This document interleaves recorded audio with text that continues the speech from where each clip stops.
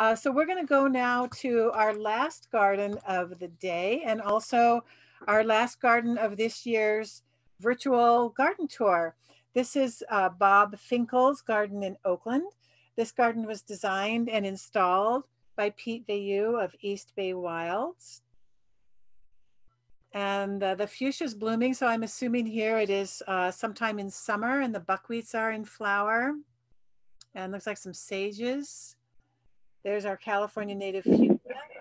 This garden contains many of the keystone plants that Doug Tallamy discussed in his talk on April the 26th. Some of the keystone plants in this garden are oak, manzanita, California lilac. I enjoy that in the back garden are remnants of an old orchard, which is reminiscent of the early fruit growing days of Fruit Vale, where this garden is located. 4 kinds of heirloom apple are there, different kinds of pear and figs. It's such an interesting and ancient orchard. If you would be interested in having Pete Veilleux of East Bay Wilds design and install a garden for you, you will find his contact information under Find a Designer on the Garden Tours website. And now let's go and see Pete and Bob in Bob's garden. Hi, Pete and Bob, are you here? Hi, Kathy, we're here. Can you hear me? I can, I hear you just fine. Okay, great. I'm gonna first start with Bob. Hey, Bob. Welcome to our garden. The garden lies about 350 feet above the bay.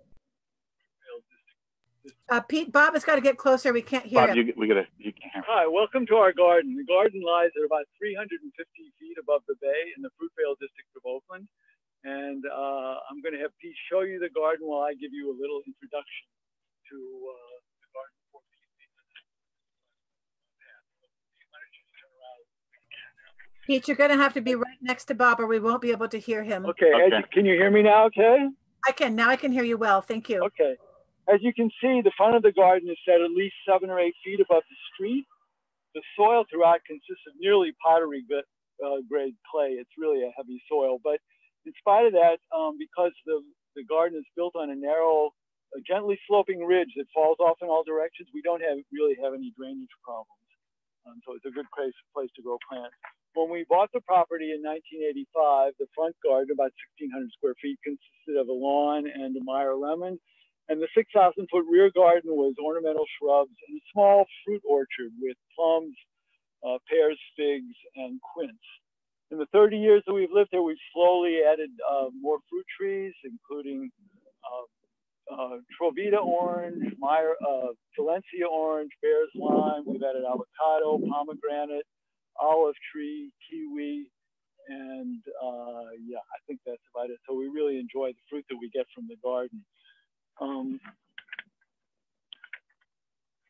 My motivation for using natives in the garden was to bring a little bit of nature that I loved into our daily experience in the landscape. And if you haven't done so already, I recommend. Oh, no, I wanted to say this. I was intrigued by Doug Tallamy's talk, which was at given at the beginning of this set of tours, and he really underscored how essential it is for global ecosystem health to bring locally native plant states into the landscape. So if you haven't done so already, I recommend you take a look at his talk, which is available on YouTube as part of this tour. Our garden now contains many of what Tallamy calls keystone plants, including the oak that was here when we moved in, buckwheat, sage, California lilac, and buckeye. The oldest plant in the garden is the California live oak, which was well established when we moved in. And there are mountain mahogany and Howard McMinn manzanitas that are nearly 15 years old. They're now mature enough that you can begin to enjoy the structure, the bark, and the structure of the stems. Starting in 2011, we decided to focus on California natives and edibles, except for the occasional Mediterranean interloper, such as a large cork oak at the head of the driveway, which was planted the year our daughter was born. Trisha Christopher added the hardscape in the rear garden and helped starting the transition to natives. And recently, Pete Veilleux, who's going to who's going to lead you to the garden, has put a strong imprint on the way things look and on the garden that we're enjoying. So now I'm going to take the camera and hope to keep it still while Pete tells you something about what's growing here. Thank you, Pete. Sure. Hi, everybody. My dog is running around here too, and that's Lucy. So I'm going to talk a little bit. Can you hear me okay? I can hear you just fine. Okay, great. So some of these manzanitas are 30 years old. Manzanitas and some of these buckwheats even. This is the Santa Cruz Island buckwheat here, which there's quite a few in the garden. And this is one of the original ones, which is about 30 years old. It's a very long-lived plant for a flowering shrub. And then here we have an interior buckwheat. This is the ash leaf buckwheat. And then for the sidewalk strip, we put in mainly things that are super hardy, like this buckwheat, the gum plant, and then a little scutellaria here that's going to have really beautiful blue flowers soon, really deep bluish purple. This garden was really designed for summer bloom more than anything. There's a lot of things that are summer blooming here and less things that are spring blooming, but still there's enough of those too. So down there on the sidewalk strip, we put in a very nice white cloud manzanita, which is just doing beautifully in the dappled light. And it looks great with the monkey flower and the Montara coastal sage. So let's go up here. There's lots of red buckwheats in here. And then the Shasta sulfur buckwheat here, which is flowering beautifully now. The Shasta sulfur. This is the Siskiyou sunflower right here, which we used a lot of. And there's over here, there's an agave, the agave whipplei or the chaparral yucca. And then keep flowering like crazy here into its second year is a cobweb thistle. One of the things that I found really fascinating about this garden when I started was like, this is a self-propagating garden. Things that do well here propagate themselves like crazy, like the mountain mahogany, the Santa Cruz Island buckwheat, and a few other things. Most of these, they're like the Santa Cruz Island buckwheats, either they were part of the original planting or they planted themselves. So we didn't have to do much. So the first thing I looked at when we came here originally was this walkway here was much steeper at the time. This walkway was much steeper, and we added one or two steps to it and made them much more comfortable and more welcoming. So that's the first thing I look at is access to the garden, which is very important to have really comfortable, welcoming, easy access. So not too high of a grade is one thing. Just adding steps really helped a lot. And here we have an interesting manzanita right here. This is the ex-media manzanita or the Fort Bragg manzanita. You don't see it too often in gardens, but it's a real beauty. Here's another Santa Cruz Island buckwheat, Shasta sulfur. Then there's lots of little things like wallflowers and the California fuchsias. This is Everett's Choice, a nice flat one that turns solid red all summer long. Really nice one. And then here we have the Montara coastal sage. And over here, we have a somewhat prostrate California buckwheat, the Warner Lytle one. Then on this side, we have, this is the silver carpet sand aster, which is a really nice sand aster. And lots more of the Siskiyou sunflowers, buckwheats, and then an apricot mallow here. And then right here, a very large and growing colony of the coyote mint. And then underneath here, the ground cover that's in the shade of the lemon here is a Hortilia, which is it's a really great, a lot of them are very rare. This is a very rare one from Marin. This is the Marin Hortilia. But those are really important pollinator plants. There's a lot of little pollinators. The flowers are kind of inconspicuous, but makes a nice ground cover underneath shrubs and trees. We have a lot of little ferns around here. Right here we have a bird's foot fern and a little goldback fern here. Over there we've got a coffee fern. And then in front here, we put in this buckeye just 2 years ago. It's growing nicely and flowering now and has a fairly pink flower. or at least the what do they call it? The little stems are pink. And then under the buckeyes are really nice at entryways. You can really carve sort of a cave-like entrance in them really nicely, and they just fill the space so beautifully. Over here we have a Pájaro Manzanita that's on the other side here, which gets nice color in it. And here we have an interesting, this is the sticky Snapdragon, or Antirrhinum multiflorum, and that will be flowering pink pretty soon. Next to it here, another self-planted buckwheat, and here we've got the Midnight Magic Blue Curls, which is a hybrid between the Coastal Blue Curls and the Sierra one. I'm gonna get a close-up of that. It's looking so nice right now. And then behind here, we have, along the front here, behind we have coffee berries, but we use the leatherleaf coffee berry, which I'll show you a little bit more up close on the other side here. Over here, we have, this is a beautiful site right here. This is the Refugio Manzanita, and it's just doing beautifully right here. And we just put this in 2 years ago. 2 years ago now. It's the fastest growing manzanita that I know of. And it's really a beautiful one with pink flowers.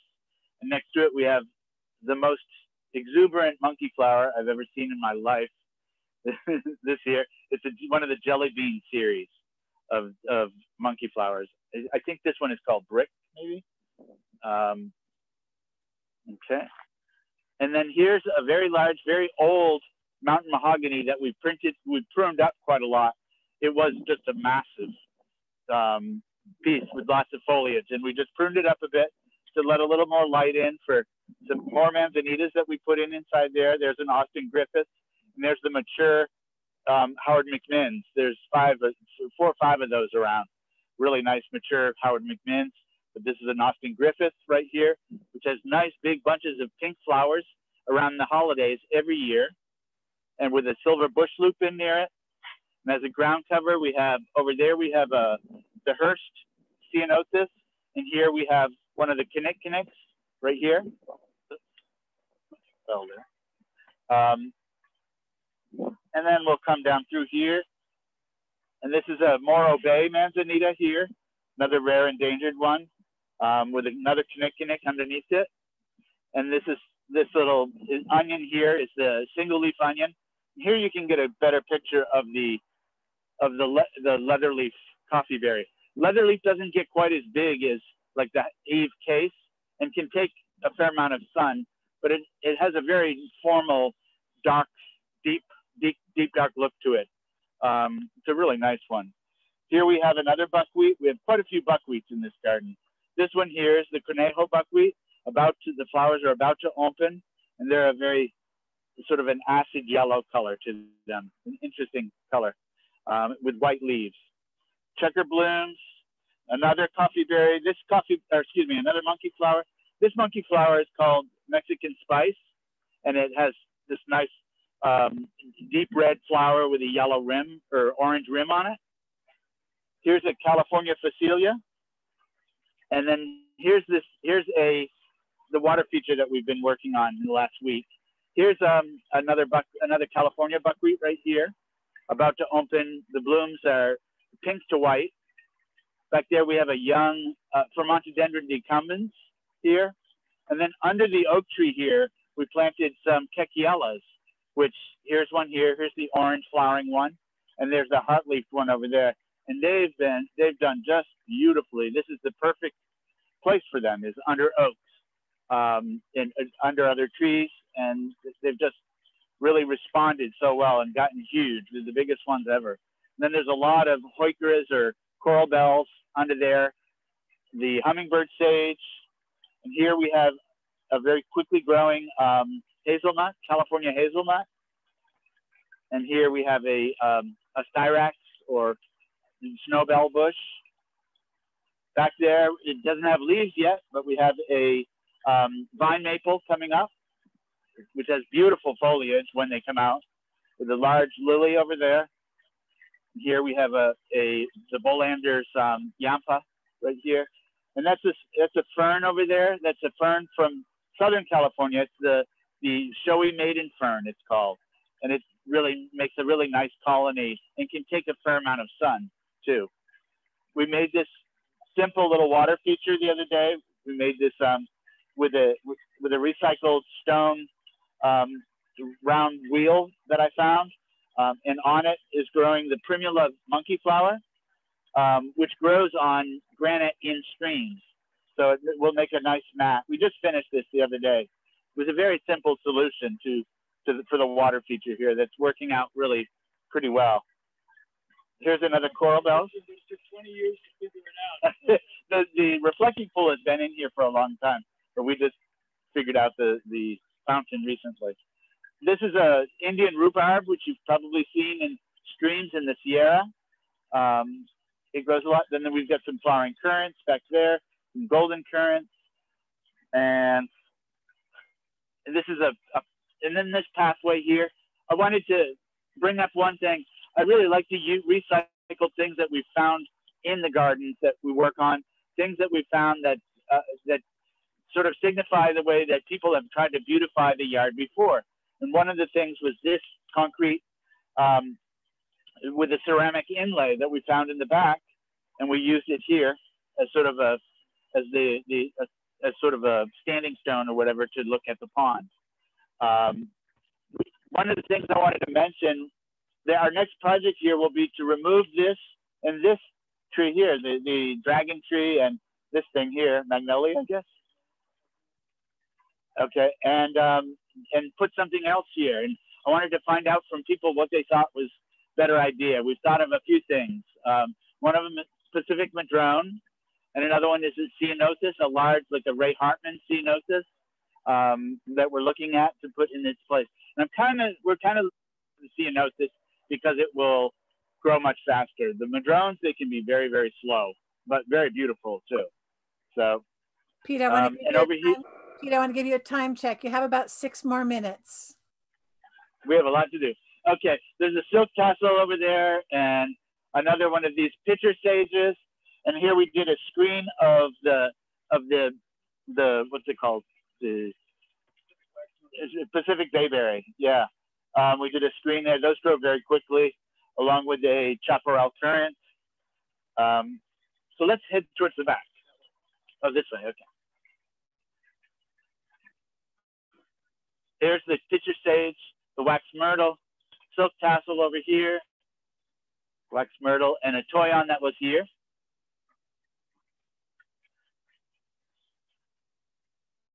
And here's the really nice courtyard, which is mostly non-native, with a few things like the beech aster here, and the coral bells, and some columbine underneath the fruit trees. This way.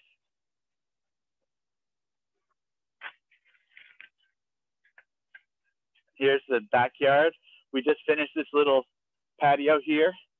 This little, just using decomposed granite as the base. And we raised it up above the level to sit and overlook the garden here. The orchard is over here, along with some non-natives, some interesting non-natives here. But then here we have a large manzanita coming up here. This is the Mount St. Helena manzanita, which is one that could take a fair amount of shade and gets quite big quite quickly. So let's look over here. This is a really nice patio that was designed by Michael Siljan, I believe, right? Oh, sorry about that.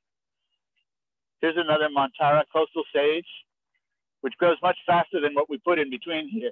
We put the sentinel manzanitas down here, which eventually will be the same size as these. Lots of buckwheats too.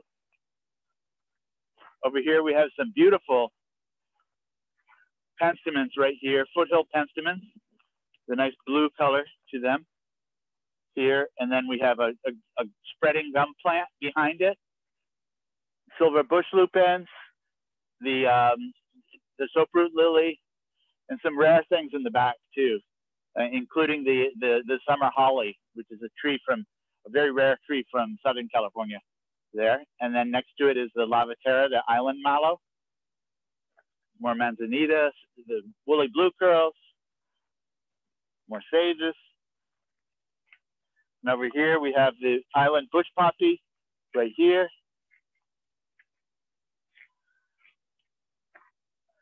And then another apricot mallow and more penstemons and blueberries and more penstemons here. Another silver carpet sand aster. And this is a vegetable garden. Over there, there's a Vermontodendron flowering. And here, we should probably end up here on the Carpentaria. There's a Carpentaria. It's a rare shrub from the Fresno area. It's in the Magnolia family, along with just I think the only other thing in the family is the mock orange, the Western mock orange. And it's a relic from ancient times. It's just beautiful and very fragrant right now with a slightly spicy fragrance to it. So it's a really nice one. There's the flannel bush over there that's just ending the flower. Ceanothus, more monkey flowers, more ceanothus back here. And back here, there's all kinds of things. We just made this path through here and planted a whole lot of grasses to give sort of a meadow around the fruit trees.